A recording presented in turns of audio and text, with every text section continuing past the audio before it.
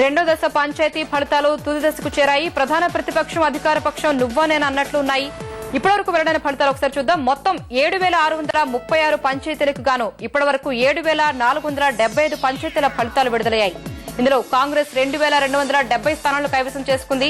అలాగే తెదేపా బలపరిచిన అభ్యర్థులు 2,148 స్థానాలు కైవసం చేసుకున్నారు. మూడో స్థానంలో వైకాపా 1,271 స్థానాలను కైవసం చేసుకుంది. అలాగే తెరాస మద్దతుదారులు 576 స్థానాలు గెలుచుకున్నారు. ఇక వామపక్షాలు 131 స్థానాలు, ఇతరులు 1,079 స్థానాలు కైవసం చేసుకున్నారు.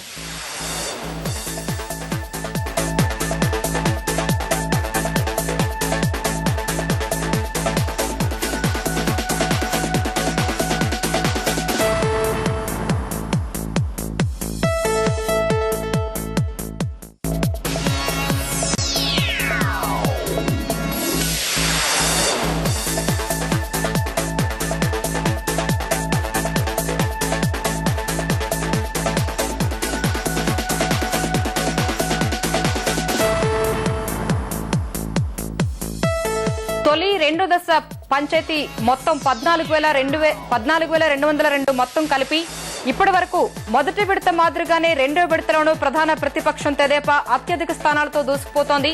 ఇప్పటివరకు ఫలితాలు చూసినట్లయితే 4,099 స్థానాలతో ప్రధాన ప్రతిపక్షం తెదేపా మొదటి స్థానంలో ఉంది. అలాగే 3,961 స్థానాలతో అధికార పక్షం కాంగ్రెస్ రెండో స్థానానికి పరిమితమైంది. వైకాపా బలపరిచిన అభ్యర్థులు 2,572 స్థానాలను కైవసం చేసుకున్నారు. ఇక నాలుగో స్థానంలో తెరాస మద్దతుదారులు 1,014 స్థానాలు, వామపక్షాలు 195 స్థానాలను కైవసం చేసుకున్నారు. ఇక ఇతరులు 2,077 స్థానాలను కైవసం చేసుకున్నారు. ఇంకా 284 పంచాయతీల ఫలితాలు వెల్లడి కావాల్సి ఉంది.